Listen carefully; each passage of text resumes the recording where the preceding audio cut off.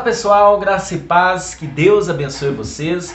Estamos juntos para mais um vídeo da série Sermão do Monte e hoje nós vamos meditar na penúltima bem-aventurança que estão inseridas aí nos 12 primeiros versos do capítulo 5 de Mateus. Hoje nós vamos ler o verso 10. Olha só o que o evangelista Mateus registrou com relação às bem-aventuranças que Jesus proferiu no seu sermão conhecido como Sermão do Monte. Bem-aventurados os perseguidos por causa da justiça, porque deles é o reino dos céus. Vale ressaltar que Mateus ele escreveu o seu evangelho com o intuito de demonstrar aos judeus que Jesus era o Messias, que Jesus cumpriu todas as promessas do Antigo Testamento relacionadas ao Messias, que viria a este mundo, e era uma promessa de Deus não só para o povo judeu, né? Se nós percebermos a dinâmica da nova aliança descrita por Jeremias, lá no capítulo 31, nós vamos entender que a nova aliança instituída por Deus, por meio de Jesus, ela alcançaria não só os judeus, mas também todos que recebessem pela fé e crescem de fato que Jesus Cristo é o único e suficiente Senhor e Salvador. Então, o evangelista Mateus ele teve esse intuito. E ele, de uma forma muito clara, de uma forma muito dinâmica, ele trouxe todo o conteúdo do primeiro sermão pregado por Jesus após iniciar o seu ministério público.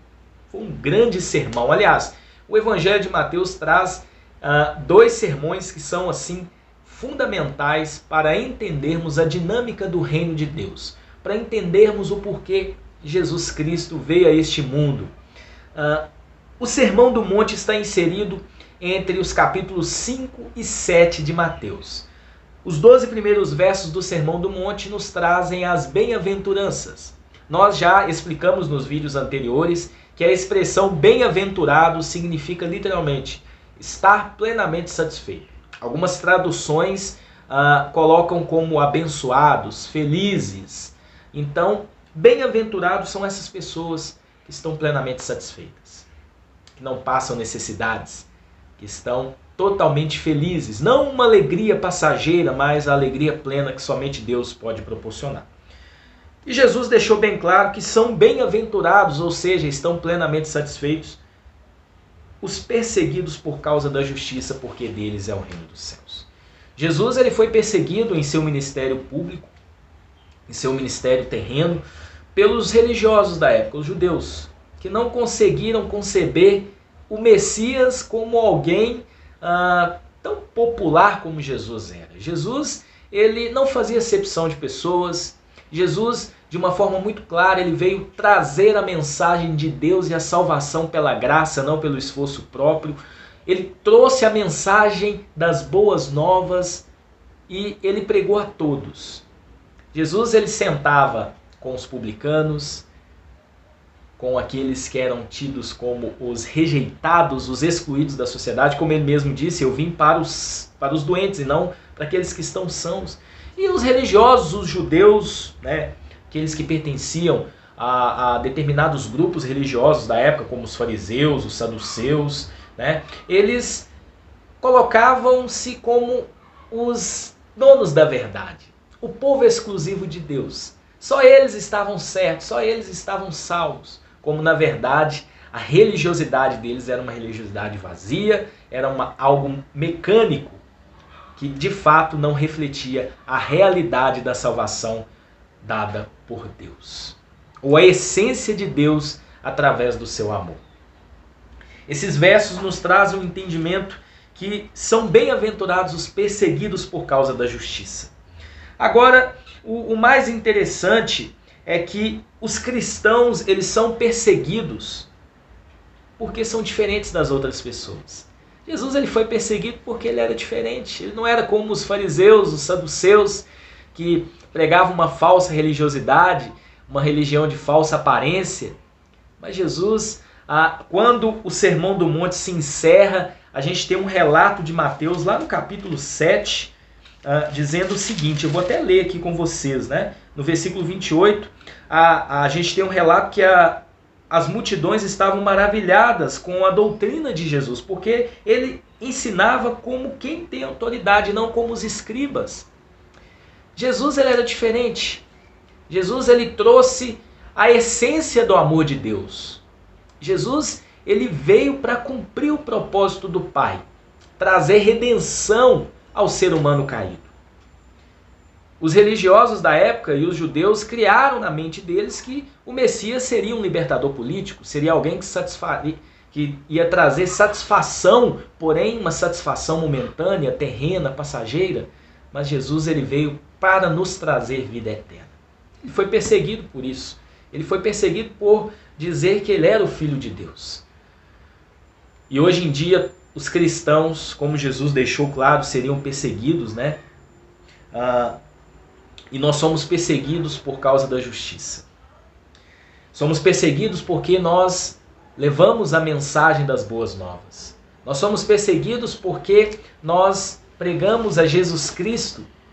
Não abrimos mão dos princípios cristãos, dos princípios bíblicos.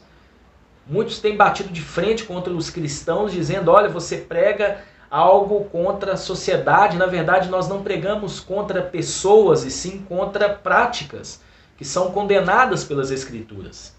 Nós não abrimos mão da verdade, nós não negociamos princípios bíblicos. Há verdades bíblicas que são inegociáveis. Então, hoje, atualmente, nós temos sido perseguidos porque nós somos diferentes das outras pessoas. Nós pregamos a verdade, vivemos a verdade e demonstramos a verdade por meio de nossas vidas. E a verdade encontra-se na Bíblia Sagrada, na Palavra de Deus. As Escrituras são totalmente inspiradas para poder nos corrigir e nos instruir. Então é interessante que a justiça que o sangue de Cristo obteve para os cristãos faz com que eles transformem o lugar por onde eles passam. Nós somos influências e precisamos influenciar o mundo, não por meio dos ditames do mundo ou pelos pensamentos que o mundo professa, mas vamos influenciar o mundo por meio da nova vida que Cristo nos proporcionou. Nós vamos influenciar o mundo por meio da palavra de Deus que habita em nosso coração, por meio do nosso comportamento, por meio da justiça de Deus feita a nós. Não é pelo nosso mérito, tudo é pelo mérito de Cristo. Então a palavra de Deus nos instrui lá em 2 Timóteo, aliás, lá em Romanos. Eu quero ler 2 Timóteo mesmo. 2 Timóteo, capítulo 3, versículo 12, que na verdade todos os que querem viver piedosamente em Cristo Jesus serão perseguidos. Porque para o mundo as verdades bíblicas são ultrapassadas. Para o mundo, viver como a Bíblia instrui é algo totalmente fora de questão. Porque a Bíblia bate de frente com o pecado. Deus ele ama o pecador, mas ele não ama o pecado. Por isso que ele enviou Jesus para morrer em nosso lugar. Agora, qual é a nossa atitude diante das perseguições? Lá em Romanos capítulo 12, versículo 14, Paulo nos traz um entendimento que nós devemos abençoar aqueles que nos perseguem.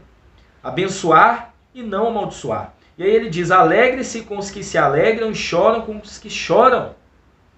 Tem o mesmo modo de pensar uns com os outros. Ele diz no 17, não pague a ninguém mal por mal, mas procure fazer o bem diante de todos. Então, olha que entendimento que a palavra de Deus nos diz. Atualmente nós somos perseguidos porque nós obedecemos às Escrituras. Porque nós não negociamos princípios. Nós não negociamos a verdade. Nós não pegamos a Bíblia e tentamos adaptar as nossas práticas errôneas, ou as práticas errôneas que talvez o mundo professa. Não, vamos pegar essas práticas aí, né, e procurar na Bíblia algo para poder acobertá-las. Isso não existe. Romanos 12, versículo 1 diz que nós temos que não nos conformar com este mundo, mas transformá-lo com a renovação da nossa mente. Não é a palavra de Deus que vai se adaptar aos nossos costumes, não é a palavra de Deus que precisa se adaptar à cultura, mas nós que precisamos entender que as Escrituras são úteis para poder nos corrigir e nos ensinar a viver segundo a vontade de Deus. Então, se você está sendo perseguido porque você é um cristão genuíno, porque você é um cristão autêntico, glorifique a Deus. Afinal, você está dando frutos. E é igual uma árvore, né? Árvore sem fruto, ninguém taca pedra. Se estão te apedrejando, se estão te perseguindo, é porque você está dando frutos. Se não há perseguição, é porque tem alguma coisa errada. E a perseguição, muitas das vezes, acontece sorrateiramente. Não é uma agressão física, muitas das vezes, mas é uma agressão verbal.